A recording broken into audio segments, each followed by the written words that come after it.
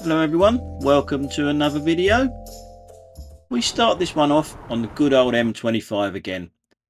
We're looking at this guy over here on the hard shoulder. You're supposed to build up speed before coming back onto the hard shoulder. He literally just pulled straight out, with no indication I might add. But to be fair to him, he gets his speed up pretty quickly. Bearing in mind the hard shoulder sort of disappears there as well. That there is something that's fallen out of his trailer.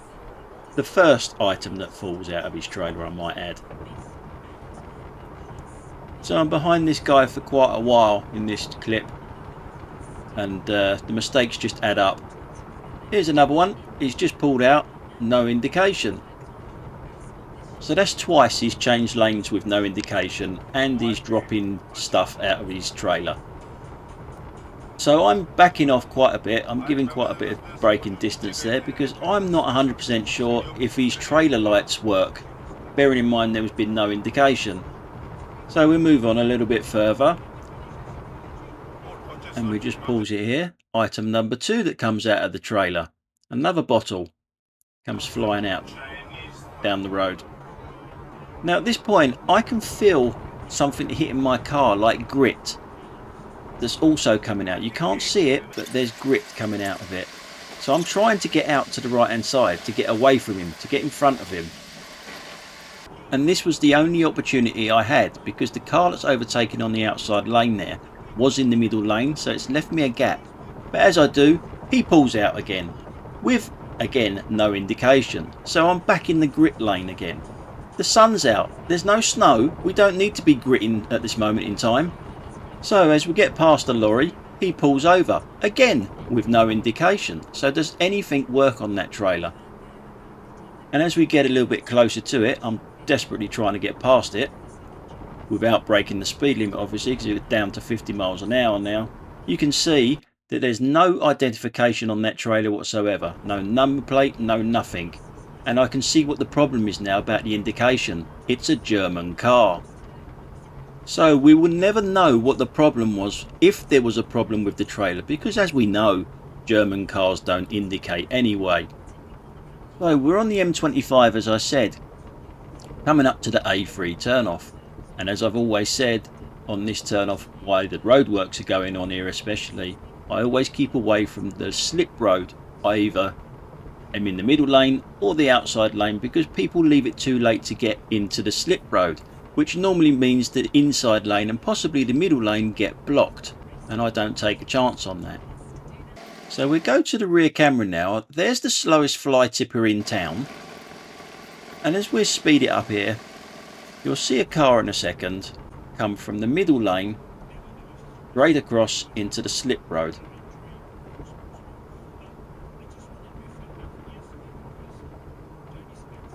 There he goes. It's not a German car, which surprises me.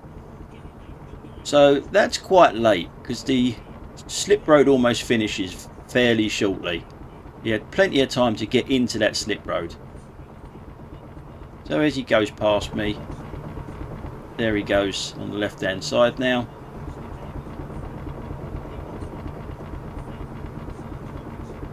And we're coming up to the solid lines.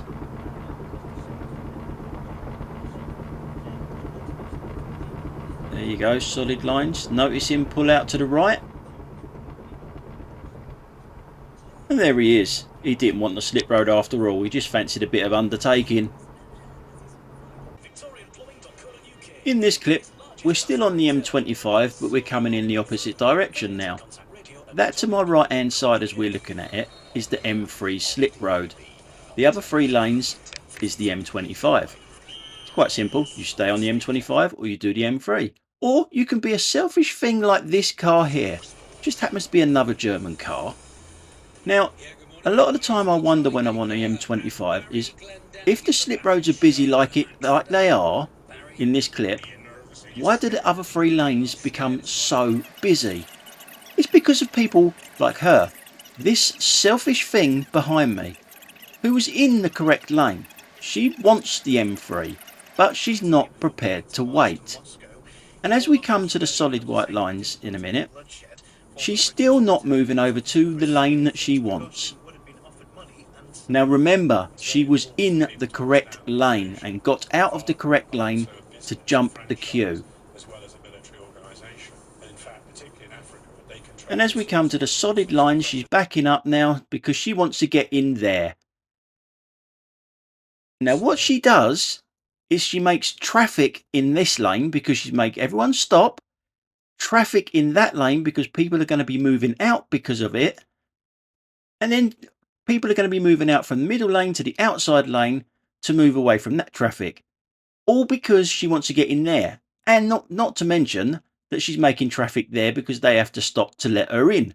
So how selfish can you be? I do wonder what these people are like outside of their cars. Are they that selfish?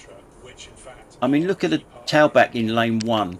And that is obviously going to go all across the lanes because people are trying to get away from her that's blocked it up. For no reason other than I'm not queuing, I'm too important to. Now this is the same junction, but obviously a lot less busier because it's very early in the morning on a weekend. So there's not a lot of traffic for the M25, that is, at this time. But the same sort of thing applies. Someone wants them slip roads. Which one is it? Yeah, that one there, the one that's furthest away from the slip road, wants the slip road. Now you might say, well, it's not affecting anyone today. But that is what they would do if it was as busy as in the last clip. Remember, it's the same junction, and it looks like it wants to pull out even further to the right hand side, even though it's indicating right. Look how far out it is to the right hand side. It's still looking to see if it can go a bit more, when it don't need to. Just get over into your correct lane. Odd driving, really strange how people drive. Now in this clip I want to turn left, but there's an Addison Lee reversing back out into the main road. He can't get past the gate there, there's a gate there that's locked. So if he's reversing out, I have to go beyond him to come back. Otherwise he's not going to be able to reverse out, I'm going to be in its way. But look at what happens with this guy coming up behind me. Now that wasn't a little beep to say I've seen you, was it? That was an aggressive bastard beep. In this clip I get stuck behind this car in front of me. It makes several mistakes, several basic mistakes. I mean, where's it going now? Oh, and now you're going to go through it, yeah? What are you doing? So it attempted to go through a red light there. Now it's blocking the walkway for the woman that wants to cross the road. Reverses back, sort of. Can't quite manage to go back far enough though.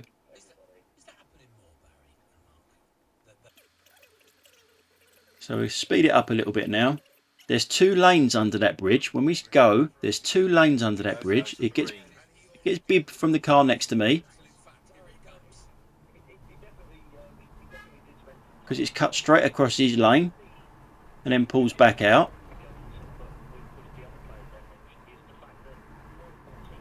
We come up to a bend here where we've got priority, but it seems to not know that and slows down to almost stopping.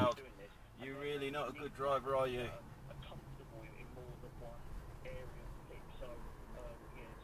And we're turning left up here again.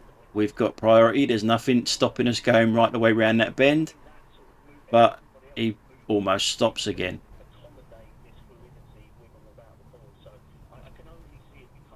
Doing about 8 to 10 miles an hour at the moment.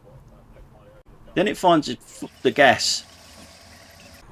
Now it's turning right, the same as me, but look at the difference the way we change lanes. That's there as a right turn only lane. He leaves it all the way till there to move over. How many mistakes can you make? One drive. One stretch of road.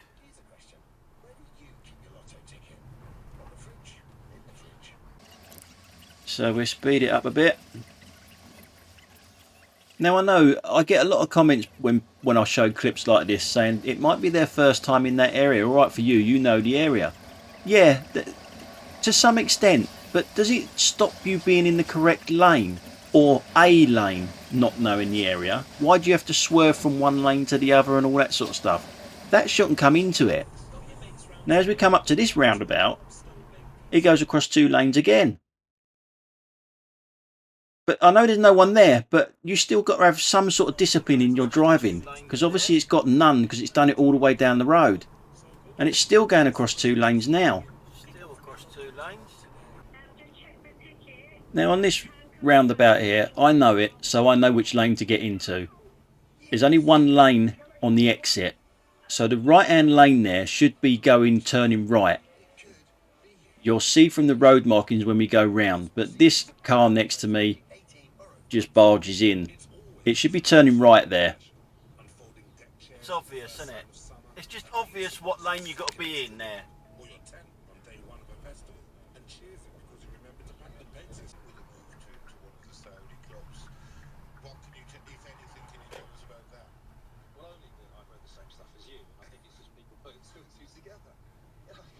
No, I'm here, aren't I? I'm here. You can see me, couldn't you? Could you not see me? No? You could see me. I could see you. Now I don't know why it didn't come forward and go into that gap, because it can't bloody reverse to save its life. It's too busy trying to look cool. Young lad, another 12-year-old driving a car.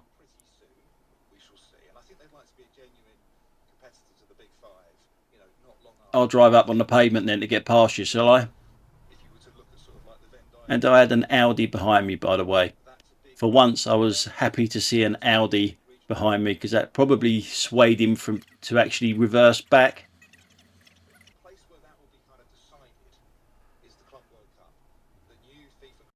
Hey, Mr. Cool, Mr. Cool, but I don't know how to reverse. If you followed the highway code, you wouldn't have to stop like that anyway, would ya? Idiot. No worries, mate, he says. No worries, mate. What a fucking child. If you followed the highway code, you wouldn't have to stop like that anyway, would ya? Idiot. No worries, mate, he says. No worries, mate. What a fucking child.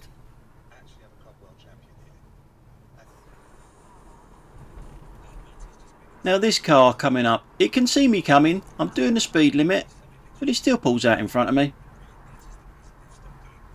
And yes, I have gone into the yellow box junction because there wasn't enough time for me to actually stop before getting to him. That's how tight it was.